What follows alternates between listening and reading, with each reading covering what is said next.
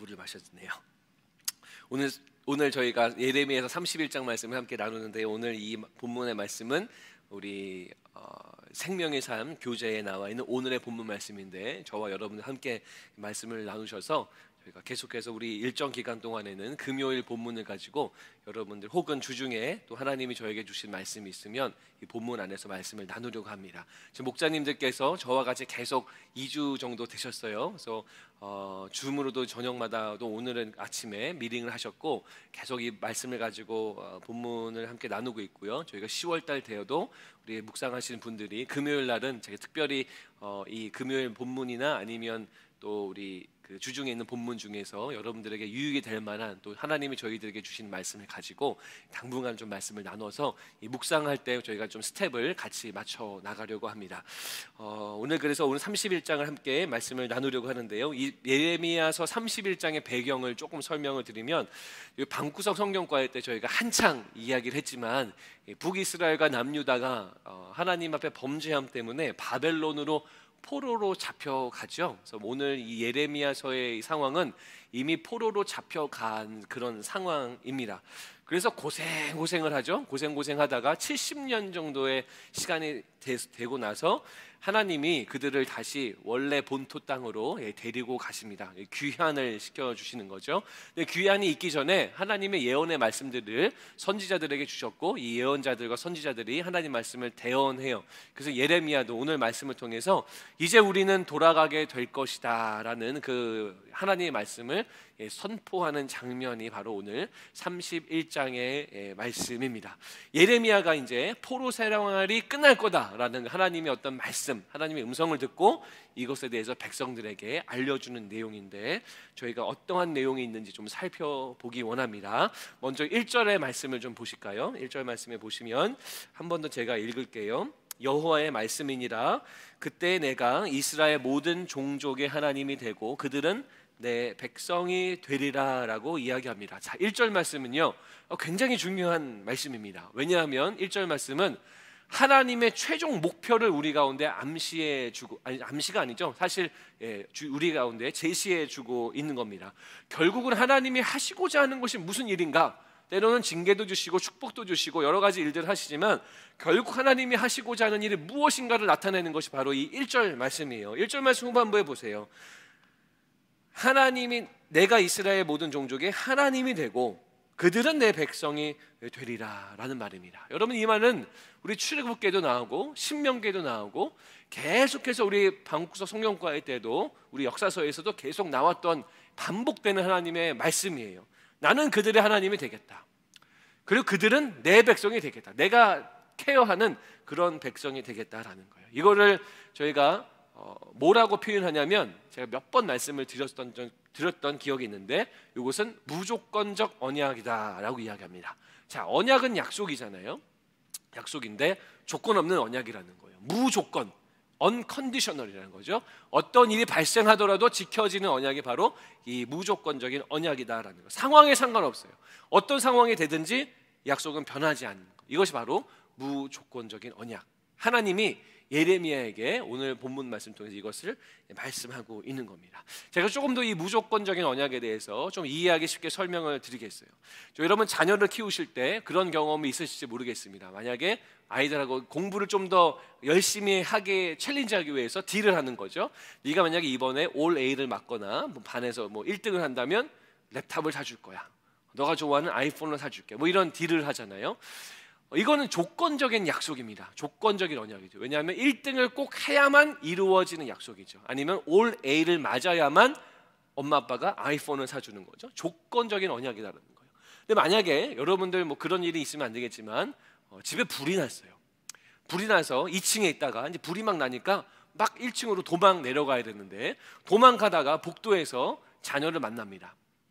근데 아이에게 너 1등을 못했기 때문에 너는 집에 남아있으라. 나는 밖에 나가서 내 목숨을 부지하겠다 라고 하고 혼자 나가는 부모가 있을까요? 없죠. 너는 올 A를 맞아야 되는데 아직 맞지 않았기 때문에, 한계가 B가 나왔기 때문에 너는 알아서 탈출해라. 나는 계단으로 혼자 도망갈게. 이렇게 조건을 그 불길 가운데 내거는 부모는 아마 없을 겁니다. 대부분의 부모라면, 정상적인 부모는 어떻게 할까요? 1등이든 아이폰이든 뭐 올레이든 그런 것도 상관없죠. 상관없이 얼른 아이를 들쳐업고, 어리면 들쳐업고 아니면 손을 잡고 무조건 뛰어나가는 거죠.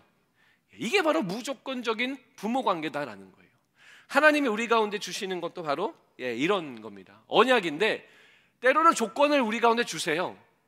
그러나 이 전체적인 관점에 봤을 때는 우리를 향한 하나님의 약속, 이 언약은 조건 없어요. 무조건적으로 주님이 이루신다라는 거예요.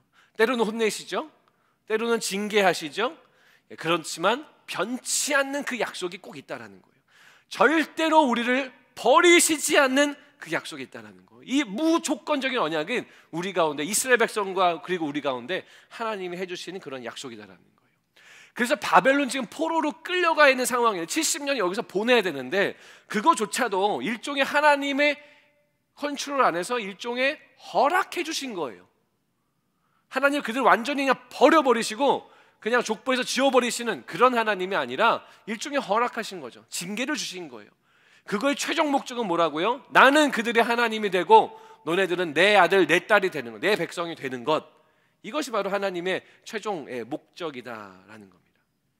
자, 그렇다면 하나님이 여러분을 그리고 우리를 무조건적으로 언약하시고 무조건적으로 사랑하시는데, 자, 구체적으로 좀 어떤 표현들이 있는가 좀 저희가 좀 살펴보기 원합니다. 자, 2절 말씀을 보세요.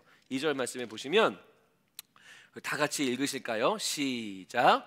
여호와께서 이같이 말씀하시니라.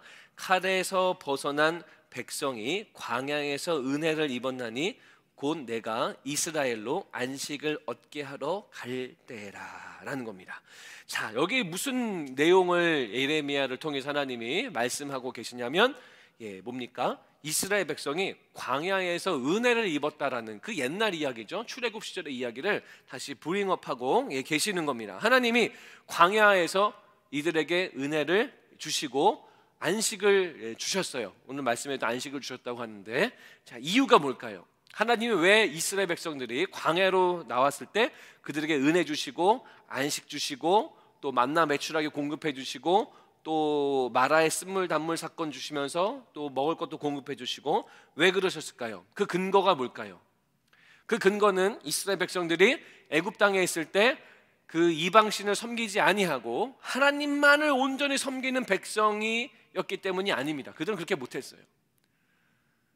출애굽하고 나서 광야에서 사망에서 뱅글뱅글 방황하며 돌 때에도 불평 하나도 하지 않고 모세의 말을 신실하게 믿던 사람들이기 때문일까요? 아니에요. 그들은 허구한 날 불평하는 자들이었죠. 그럼 도대체 하나님의 근거는 뭐예요? 하나님이 그들에게 안식을 주고 은혜를 공짜로 나눠주시는 그 하나님의 근거는 뭐냐면 약속 때문이라는 겁니다. 약속. 자, 출애굽기 6장 8절 말씀을 띄워주시면 내가 아브라함과 이삭과 야곱에게 주기로 맹세한 땅으로 너희를 인도하고 그 땅을 너희에게 주어 기업을 삼게 하리라. 나는 여호와라 하셨다 하라. 이스라엘 백성이 예뻐서 착해서가 아니고 여기 8절 말씀에 나와 있는 약속, 하나님이 하신 그 맹세, 그것 때문에 내가 그들을 기업으로 삼고 그들을 약속의 땅으로 인도하겠다라는 거예요. 약속, 언약 때문에 끝까지 그들을 건지시는 분이 바로 우리 하나님이시다라는 거예요. 지금 애굽에 불이 났으니까, 불이 활활 타오르니까 1등을 했든 올레이를 맡든 이거 상관없이 그들 얼른 끄집어내시는 거예요. 자녀니까. 이게 무조건적인 언약의 모습이다라는 겁니다. 우리가 살면서 때로는 업앤다운이 있습니다. 신앙의 업앤다운이 있어요. 믿음이 막 충만하고 항상 기쁘다가도 또 여러 가지 환경 때문에 또 신앙이 좀 다운되는 그런 것들 분명히 경험하실 겁니다. 뿐만 아니라 상황적인 업앤다운도 있어요. 상황이 어떨 때는 막 좋은 상황, 모든 것이 일이 잘 풀리는 것 같은 상황이 있고 또 어떨 때는 또 이게 잘 안 되는 막 하양 목선을 그리는 그런 상황들이 있죠. 그리고 또 우리 삶의 또 중요한 경제적인 부분도 막 이렇게 여유가 있는 때도 있지만 또 부족하고 또 돈이 모자르는 그런 경제적으로 어려운 그런 상황들이 분명히 있다라는 겁니다. 상황과 환경은 계속해서 바뀝니다. 업앤다운이 계속 있어요. 그러나 여러분 기억하십시오. 우리를 향한, 여러분들을 향한 하나님의 약속, 하나님의 사랑은 변하지 않는다는 거예요. 영원히 변하지 않는다는 거예요. 심지어는 우리가 죄인일 때도, 심지어는 우리가 여전히 하나님을 등지고 있을 때에도 우리를 향한 하나님의 언약과 약속과 사랑은 변하지 않는 것을 하나님 우리 가운데 알려주고 있습니다. 이게 바로 무조건적인 언약이고 무조건적인 사랑이다라는 거예요. 자, 그 다음 구절 3절 말씀 보세요. 3절 말씀 보시면 같이 읽겠습니다. 시작. 옛적에 여호와께서 나에게 나타나사 내가 영원한 사랑으로 너를 사랑하기에 인자함으로 너를 이끌었다 하였노라. 자, 여기 보시면은 뭘로 이끌었냐면 영원한 사랑으로, 그 다음에 인자함으로라는 거예요. 영원한 사랑이라는 건 everlasting love. 인자함은 영어로 뭐라고 표현했냐면 unfailing kindness. unfailing kindness. 실패함이 없는, 떨어지지 않는 그런 하나님의 인자와 사랑이라는 겁니다. 이게 바로 무조건적인 언약의 근간이라는 거예요. 가장 근본, 루트라는 거죠. 하나님 여러분들을 지금 사랑하고 계시고 여러분들을 언약으로 여러분들을 묶으셨는데 그것은 영원히 변치 않는 그 사랑이다라는 겁니다. 마지막으로 한 구절만 더 보겠습니다. 4절 말씀. 4절 말씀도 우리 다 같이 읽겠습니다. 시작. 처녀 이스라엘아 내가 다시 너를 세우리니 네가 세움을 입을 것이요 네가 다시 소고를 들고 즐거워하는 자들과 함께 춤추며 나오리라. 자, 여기에서 처녀 이스라엘이라는 이 단어를 저희가 좀 잘 살펴봐야 됩니다. 처녀 이스라엘. 하나님이 왜 이스라엘을 처녀 이스라엘, 영어로는 virgin 이스라엘이라고 하고 있는데 왜 virgin 이스라엘이라고 불렀을까요? 이스라엘은 지금 바벨론에서 포로 생활을 하고 있거든요. 왜 포로 생활을 하고 있죠? 저희가 방구석 성경과에 때 나눴지만 이 사람들이 왜 지금 포로로 끌려갔어요? 왜 하나님이 이것을 일정 부분 허용해 주셨어요? 허락해 주셨어요? 왜냐하면 하나님이 지키라고 했던 율례와 율법과 하나님 말씀을 버렸어요. 그걸 그냥 버려버리고 등져버립니다. 그리고 뭐 했냐면 아세라 목상, 나무로 만든 아세라 목상을 성전, 하나님을 예배하는 성전 가운데 배치해서 그 아세라 목상을 예배하고요, 송아지 형상 만들어가지고 그것을 또 예배하고 이방의 여러 잡신들, 바알신까지도 다 섬겼던 것이 바로 이스라엘의 모습이었어요. 왕정국가 만들어달래 가지고 만들어주니까 그들이 뭐 했습니까? 이방신을 섬기고 있었다는 거예요. 이거를 우리가 어떻게 표현할 수 있냐면 간음입니다. 간음. 영적인 간음이죠. 하나님과 우리의 관계를 신랑과 신부로 표현하잖아요. 부부 관계처럼 그런 신랑과 신부의 관계를 표현하는데 이 한쪽이 외도를 하는 거죠. 영적인 외도를 하는 거죠. 간음하는 거죠. 여호와를 버립니다. 불신앙과 범죄 때문에 하나님이 징계하셔서 포로로 보내신 거예요. 고난을 허락하신 겁니다. 처녀라는 말은 무슨 말입니까? 육체적으로 남자를 가까이 하지 않은 여자를 처녀라고 그러죠. 이스라엘은 지금 어떤 상황이에요? 영적으로 보면 영적인 간음을 이미 행한 자가 바로 이스라엘이다라는 거예요. 영적인 간음, 영적인 외도를 이미 했어요. 하나님을 버리고 주님을 떠났습니다. 다른 신을 섬겼어요. 주님의 이름을 망령되게 했습니다. 그런데 지금 오늘 본문에 하나님이 이들을 뭐라고 불려요? 처녀 이스라엘. 영적인 간음 가운데 빠졌던 그들을 처녀 이스라엘이라고 말씀하고 계십니다. 부르시고 계시는 거예요. 이건 뭘 뜻합니까? 너희들의 그동안 범죄했던 그 영적인 외도, 영적인 간음을 나는 잊어버리노라 라고 선포하시는 거예요. 완전한 용서를 허락해 주시는 겁니다. 이들에게 다시 거룩하고 순결한 사람들로 세워주시겠다라는 거예요. 이들을 그렇게 여기신다라는 거예요. 실제는 안 그러죠. 실제는 이들이 아주 더러운 자들입니다. 근데 하나님은 그들을 처녀로 여기신다는 거예요. 다른 신들을 섬기지 않은 그런 존재들로 여겨주시는 게 바로 하나님의 무조건적인 사랑이다라는 거예요. 우리가 이 내용들을 살펴보면 어떻습니까? 에휴 쯧쯧쯧쯧 이 믿음 없는 사람들 답답하죠.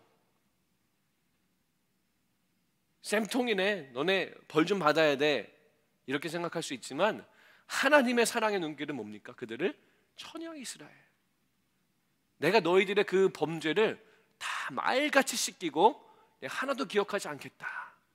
이게 바로 하나님의 무조건적인 사랑이다라는 거예요. 사랑하는 성도 여러분, 오늘 말씀을 마무리합니다. 하나님은 우리를 향한 사랑이 조건이 없으세요. 조건 없이 우리를 마음껏 사랑하십니다. 그렇게 죄를 지었지만 다시 회개하고 눈물을 흘리면서 주님 앞에 간구하는 자들을 하나님이 어떻게 하십니까? 그들을 안아주세요. 오늘 맨 마지막 9절 말씀을 보세요. 맨 9절 말씀 보시면 그들이 울며 돌아오리니, 울며 돌아오는 이 회개한다는 거죠. 돌아오리니 나의 인도함을 받고 간구할 때에, 기도할 때에, 자, 그 다음에 내가 그들을 넘어지지 아니하고 물 있는 계곡의 곧은 길로 가게 하리니 나는 이스라엘의 아버지요 에브라임은 나의 장자니라. 여러분, 여기에 에브라임, 많은 지파 중에 왜 에브라임을 이야기할까요? 에브라임은 북이스라엘을 뜻해요. 북이스라엘. 여러분, 북이스라엘은 어떻게 멸망했는지 우리 방구석 성경과일 때 함께 나눴죠. 남유다도 악했지만 더 악한 놈들이 북이스라엘이었어요. 근데 지금 뭐라 그러십니까? 에브라임, 너희들은 나의 장자라. 나는 너희들의 하나님 아버지다. 그들의 무너졌던 하나님과의 관계를 다시 회복시키시는 것이 이 하나님의 사랑이다라는 겁니다. 사랑하는 성도 여러분, 여러분 얼마나 하나님과 멀어져 계시나요? 예수님 받아들이시고 복음 받아들이시는 이런 정도는 당연하죠. 그런 걸 넘어서서 여러분 하나님과 얼마나 가까운 그 친밀함을 유지하고 계십니까? 또 우리가 얼마나 많은 죄를 지었음에도 불구하고 여전히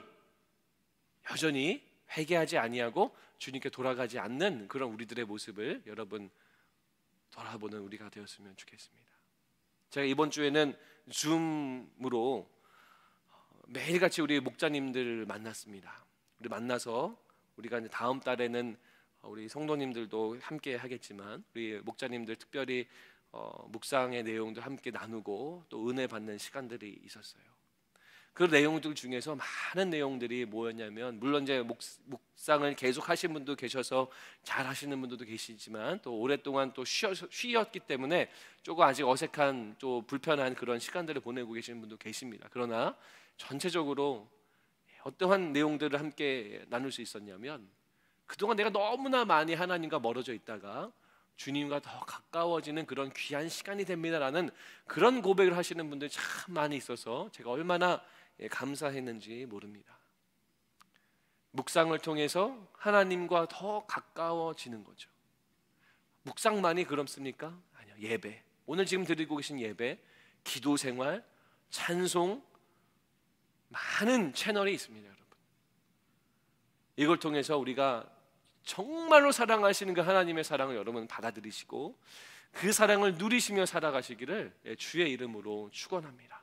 무조건적인 사랑을 주시는 하나님, 바로 여러분들에게 하나님이 주시는 그 사랑입니다.